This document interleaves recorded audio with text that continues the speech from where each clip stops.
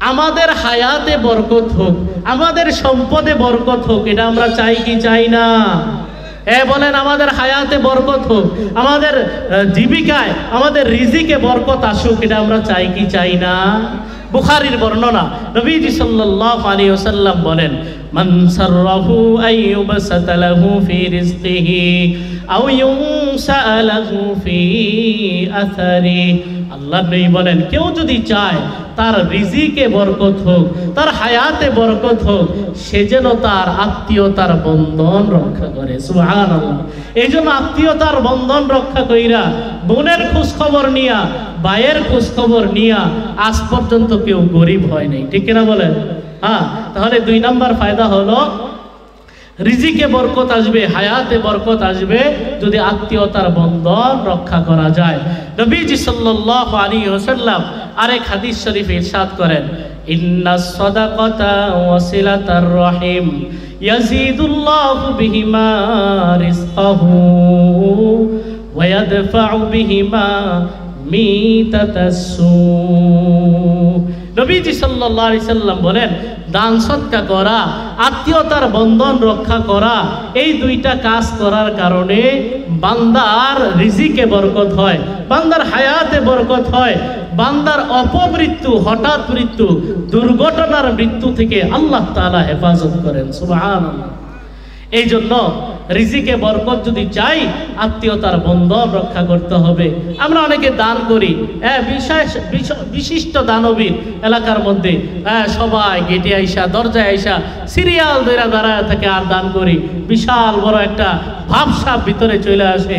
নবীজি সাল্লাল্লাহু আলাইহি ওয়াসাল্লাম বলেন, ইন্নাস সাদাকাতা আলাল মিসকিনি সাদাকা ওয়া আলা যির রাহিমি সাদাকাতুন ওয়াসিলাতুর রহিম। নবী বলেন, আরে সাধারণভাবে গরিব অসহায়কে দান করলে 1 গুণ সওয়াব হয়, আত্মীয় স্বজনের মধ্যে যারা অসহায় দরিদ্র তাদেরকে দান করলে 2 গুণ সওয়াব হয়। সুবহানাল্লাহ। 1 নাম্বার হলো দান সৎকার সওয়াব, 2 নাম্বার হলো আত্মীয়তার বন্ধন রক্ষা করার সওয়াব। সুবহানাল্লাহ।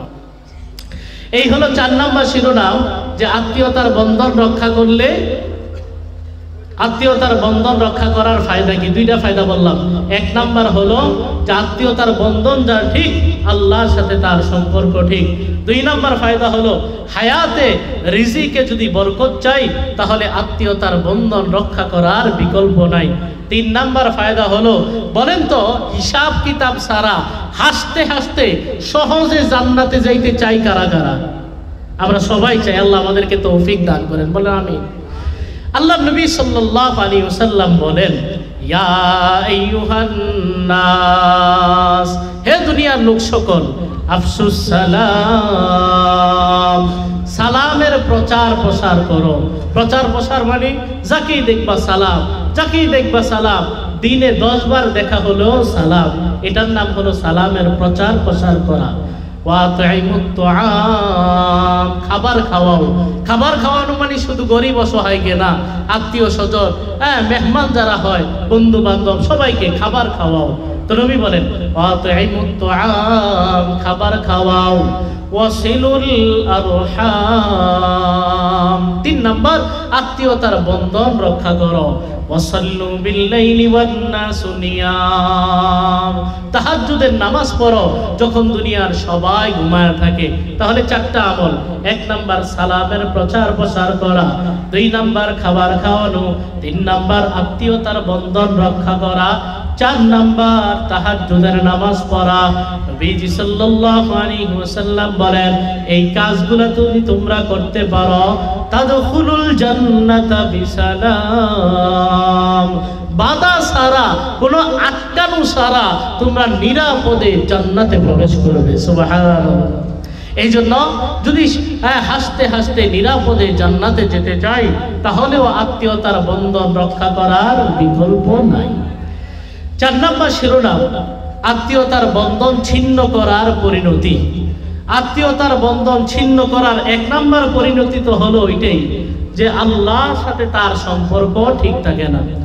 আত্মীয়তার সম্পর্ক ছিন্ন করার মারাত্মক পরিণতি হলো, যে ব্যক্তি আত্মীয়তার বন্ধন ছিন্ন করে তার আমল কবুল হয় না। নাউজুবিল্লাহ বলেন। নবীজি সাল্লাল্লাহু আলাইহি ওয়াসাল্লাম বলেন, ইন্না আমালা বানি আদম তু'রাজু আলাল্লাহ আশিয়াতা খামিসিন লাইলাতাল জুমআ ফালা ইউকবালু আমালু কাতি'i রহিম। নবীজি সাল্লাল্লাহু আলাইহি সাল্লাম বলেন, গোটা পৃথিবীর যত মানুষ আছে সব মানুষের আমল নামা বৃহস্পতিবার দিবাগত রাতে অর্থাৎ শুক্রবার রাতে আল্লাহর সামনে পেশ করা হয়। সব মানুষের আমল নামা আল্লাহর কাছে কি করা হয়? পেশ করা হয়।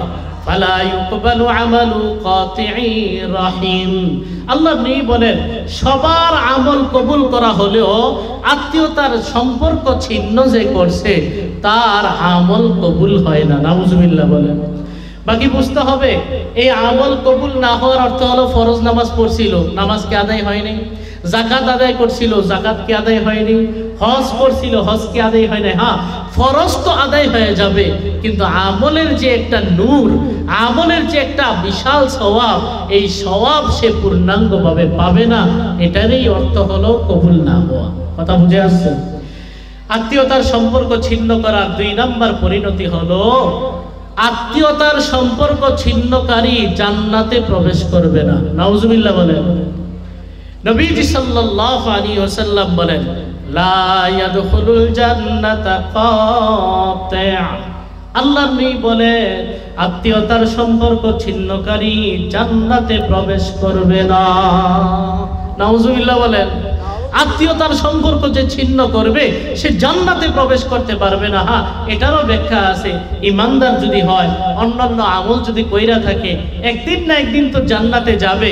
এর অর্থ হলো প্রথম সারিতে, প্রথম কাতারে, প্রথম ক্যাটাগরিতে সে জান্নাতে প্রবেশ করতে পারবে না। আত্মীয়তার সম্পর্ক ছিন্ন করার 3 নাম্বার পরিণতি এবং সবচাইতে ভয়াবহ পরিণতি হলো আত্মীয়তার সম্পর্ক ছিন্ন করা এমন একটা কঠিন গুনাহ, এই গুনার শাস্তি আখিরাতে তো আছেই, দুনিয়াতে আল্লাহ তাআলা নগদ দিয়া দেন। নাউজুবিল্লাহ বলেন। নবীজি সাল্লাল্লাহু আলাইহি ওয়াসাল্লাম ইরশাদ করেন, মা মিন যামবিন আজদার ওয়া ইউআজ্জিলা লিসাহিবিহি আল-উকুবা মা মা ইয়াদখিরু ফিল আখিরাহ। নবীজি সাল্লাল্লাহু আলাইহি সাল্লাম বলেন, দুনিয়ার মধ্যে এমন কয়েকটা গুনাহ আছে যেই গুনার শাস্তি আল্লাহ তাআলা নগদ দুনিয়াতে দিয়া দেন, আখিরাতের শাস্তি তো আছেই।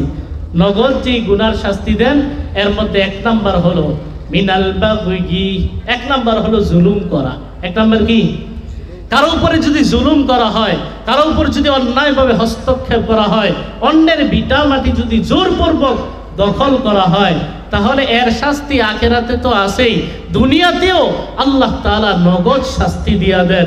জালেমদের পরিণতি ইতিহাসের দিকে তাকাইলে আমরা বিভিন্ন গল্পের কথা শুনতে পাই।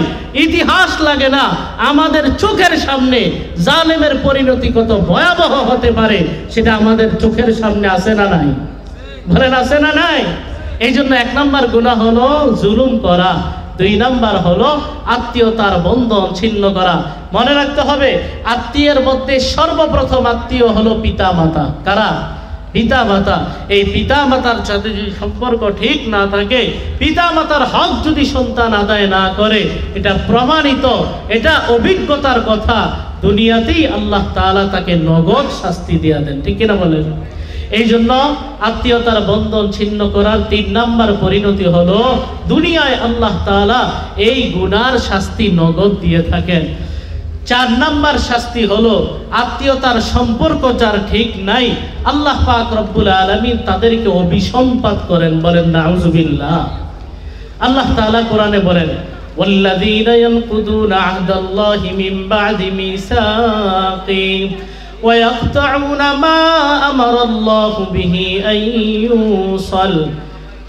يوصل ويفسدون في الأرض أولئك لهم اللعنة ولهم سوء الدار।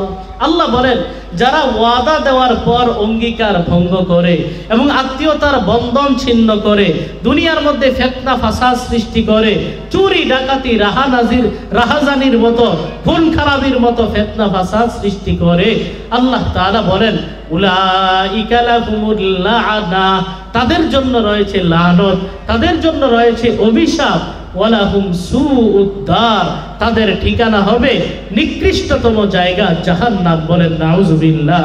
আত্মীয়তার বন্ধন রক্ষা করার দরকার আছে না নাই? বলেন আছে না নাই?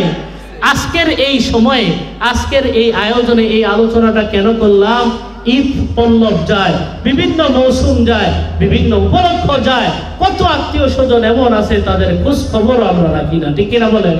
এই জন্য সারা বছর নিতে পারি আর না পারি, বিভিন্ন উপলক্ষ যখন আসবে, বিভিন্ন আয়োজন যখন হবে, তাদের খোঁজ খবর রাখা বিশেষভাবে আমরা চেষ্টা করব।